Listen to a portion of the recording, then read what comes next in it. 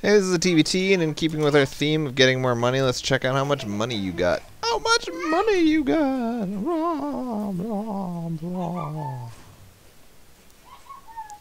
TBT is kind of tricksy, right? Because in TVZ, for example, if you get more money than your opponent, you never really cut upgrades, and you always spend all your money on Marines, you should theoretically win every game as long as you just keep attacking. So really, it comes a lot just down to how much money you get, because you can make almost any unit and win a TVZ as long as you have more money than him, because they don't have anything like Colossus or Siege tanks that are just so overpowered that as long as they get in a good position, they just ought to win. This game is over. Let's not watch the rest of this. You just lost 23 workers to a Hellion drop. TVT is different because, again, if there are 5 siege tanks sitting behind a choke point, you're never going to kill that no matter how much money you throw at it. So positioning comes into effect a lot more in TVT. So money is still on the list. It's just instead of being first, it's probably second or third, behind not suiciding crap. Not suiciding crap. So let's get a look at what happened here, because you just lost to a Hellion drop, and that's not cool. It's not cool, man. It's not cool. It's not cool. So in TVT, the first thing you want to do is determine whether your opponent is fast expanding like you are fast expanding. And what you can do, because Marines walk at exactly the same speed as Marines, and because everyone is going to open with a Marine and then a second Marine or something else, even if they're going for 3 Rax Marines or 5 Rax Marines or 1,000 Rax Marines, it doesn't matter, because your Marines can always just run away. They walk at the same speed, they have the same range and same sight vision or vision range or whatever. So what you can do is just send your first Marine across the map and go see, you know, if you run into his Marine. If you do run into his Marine, send your second Marine to join up, and if you run into 2 Marines from him, then you at least know that he's not super fast teching to something. Because what you never want to happen is for him to go for a gas first 111 Hellion build and you not to know because you didn't send your first couple Marines across the map. So in this case, that tactic wouldn't have told you anything because he didn't go for gas first. Hellion droppy. This is actually kind of a late factory. 3:30 is the timing on 12:13 factory, so this is actually 10 seconds later than that. So good. But with a gas first, no Marine opening, you can actually get a 111 Hellion drop in your opponent's main at like 6 minutes, which is just going to kill you if you don't know that there's a possibility that it could be coming. Again, you're going for no gas, 4 racks, adding 2 gas, patrolling your dudes at the front. It's so funny that you don't do this in TVZ where it's actually beneficial, and you do it in TVT where it's not helping anything. Oh, then you add your factory and the game ends. So, here's what you do. Oh, excuse me. So, what are the scary things that can happen to you in TVT, right? Number 1, tank push, like Banshee tank push, which comes around 8 minutes with 2 siegeable tanks and kills you, and that's like the biggest thing you always have to worry about. Is he going to walk straight across the field and completely kill me? Now, you have both watchtowers, so the answer to that question is no. So you no longer have to have guys at the front at all, right? So first thing, take push off the table by holding a watchtower. Done. All right, second most scary and common thing, Reapers. You can come up with 3 Reapers or 1 Reaper and do some damage. So as long as you have 1 Marine here and like 1 Marine here, you're no longer afraid of Reapers. Also, just by holding the watchtowers, you're already immune to Reapers because he can't get to you without walking past the watchtowers, right?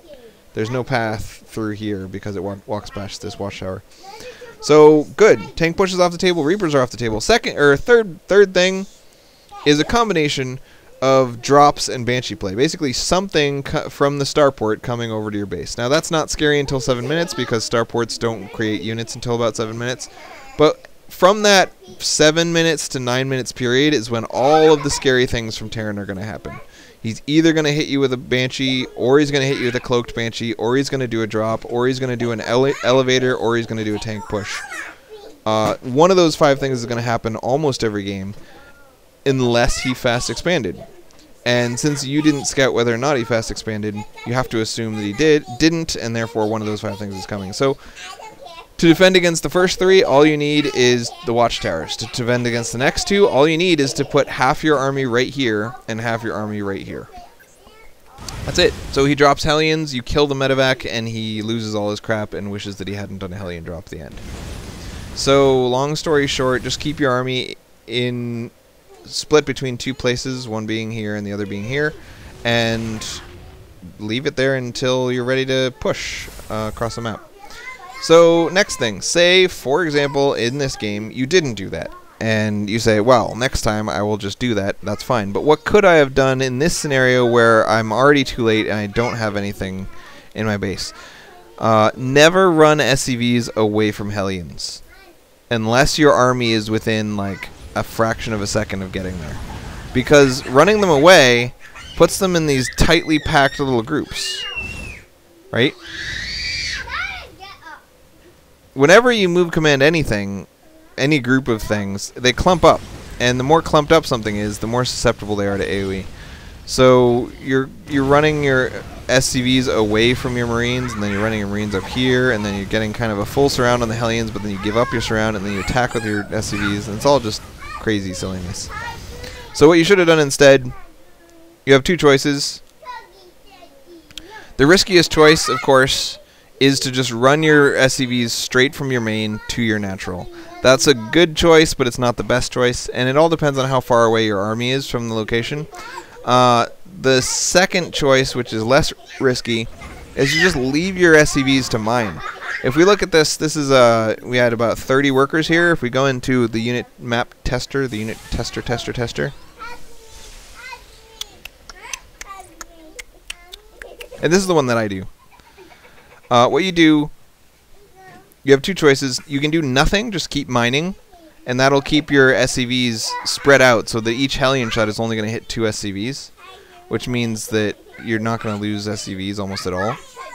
Or you can hit S for stop, and then your SCVs will automatically scatter, but only when they're hit. So you'll end up with, like, he'll shoot at one SCV and it'll run away. Then he'll shoot at a different SCV and then that'll run away. And then he'll shoot a different SCV and that'll run away. Or he'll chase one group of SCVs until he kills it while it retreats and the other SCVs stand still. Both of those are better than clumping up your SCVs and letting them all get AoE'd. So let's recreate our scenario, right? We got a natural and it's mining, so we got to make a command center up here, and then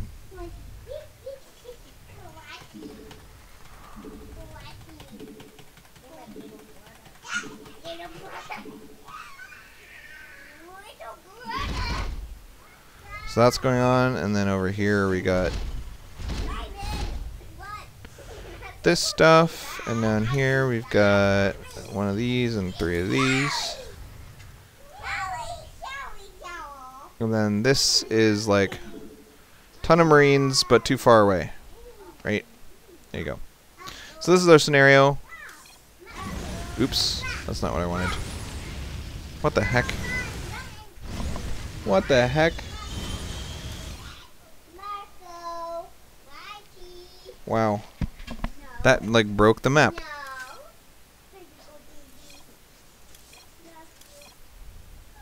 There's something broken about this map. I totally found a bug. Okay. Well, that was awesome.